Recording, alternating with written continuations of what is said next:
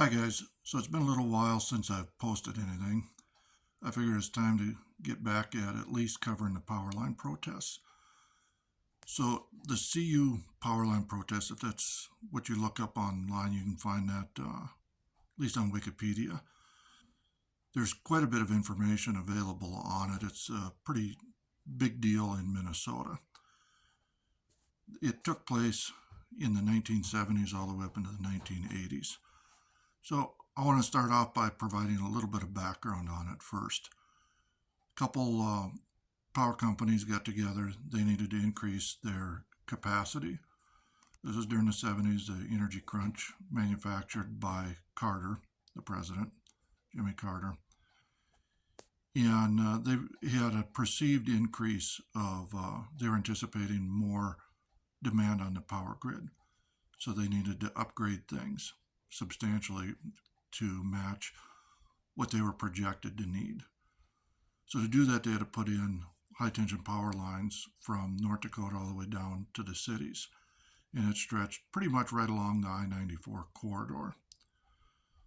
When they first started running tests on it, talking about it, running surveys, it was about 1973. And when they were evaluating it, they were figuring on using an eminent domain to acquire the property and the access to put these power lines in. One of the problems that they didn't anticipate was the farmland. They assigned the value of the property being taken up to essentially zero. So when they came through, the attitude was that they give the farmers basically nothing for the land.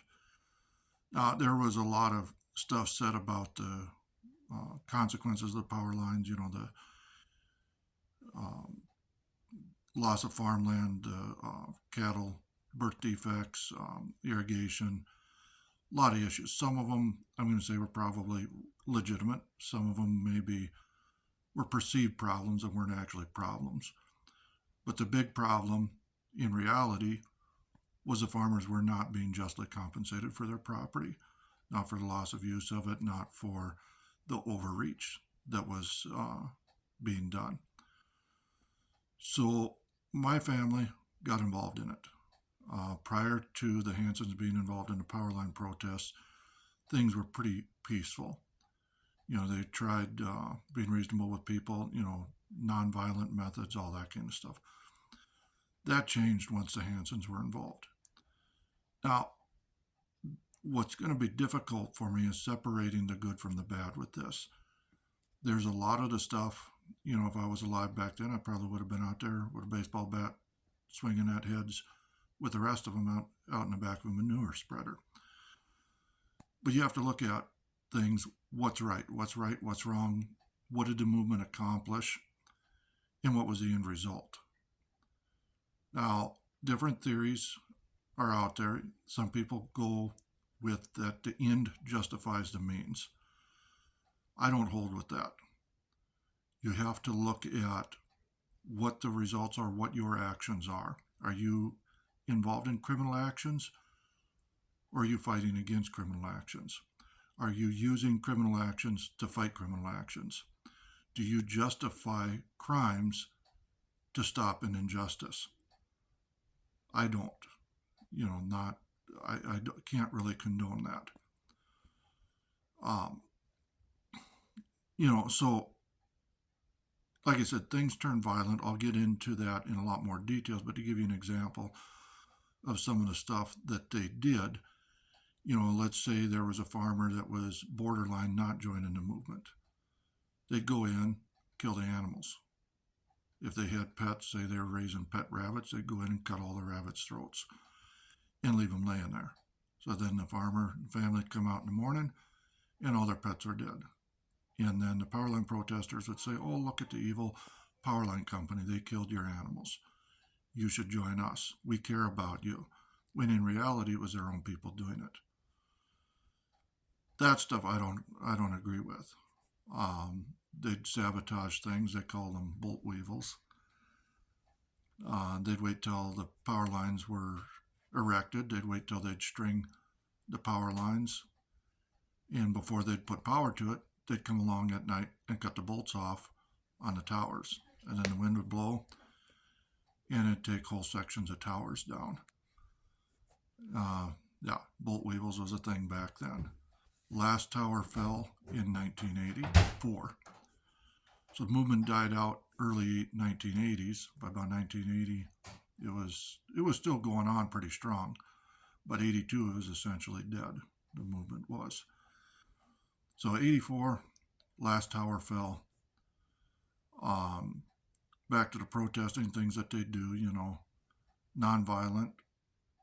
They'd go rolling pig manure, the protesters would, and tell the cops to arrest them. So then the cops would have to arrest them, get their cars all stinking up, haul them into the jail, stink up the jail, that kind of stuff. That's fine. That's peaceful protesting. That's making their lives, I'm going to say, a little bit miserable, but there's nothing wrong with that other than the smell. Other things that they would do is they'd sabotage the equipment. So they'd go in and drain the oil out of the equipment, and they'd fire up the equipment to run, work on the power line, engine would seize up. Sorry for the interruption. They would go in, drain the oil sometimes. Sometimes they just pull the plug and shove a candle up in there. So then you fire up the equipment, it starts running, and the oil drains out once the candle heats up. Once the engine warms up, melts the candle goes out, oil drains out, seizes the engine up. So that was some of the stuff. My grandpa would shoot up equipment, different stuff like that. There was a lot of damage done to property. They'd put up the towers, and they'd shoot out the insulators. There was thousands of insulators shot out. Where do you get the ammo for that? Well, helps when you own a gun shop. You got access to a lot of ammo.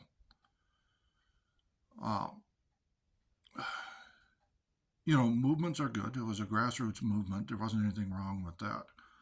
They had a lot of support from local law enforcement, a lot of support from the media, a lot of support from majority of businesses. A lot of people felt that the farmers were getting a raw end of the deal because they were.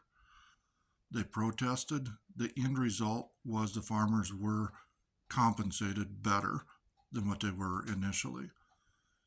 But at what cost? Now, I'm not saying it's not worth it, that they shouldn't have stood up.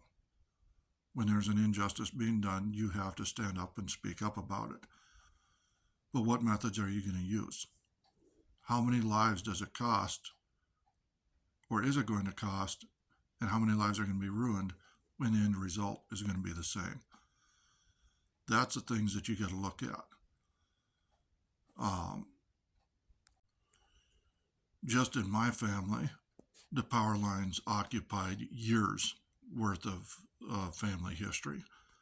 It started when my dad was still in high school and kind of culminated with my grandpa standing trial. I always thought it was for attempted murder. It was not. My grandpa shot at a deputy sheriff, put a rifle round through the headrest. They were out shooting equipment up. The funny thing is, or interesting thing was, he was never charged with attempted murder. He was charged with destruction of property. Shooting at a sheriff, deputy sheriff, back then apparently was no big deal to them because they never charged him with it. So when the trial was going to take place, well, I should back up. The trial took place in lower court. My grandpa got convicted, and they took it to the appeals court. In the appeals court, the plan was if they got ruled against, if they didn't overturn the conviction, that they would shoot the judges and make a stand out at the farm. That happened right after my parents got married.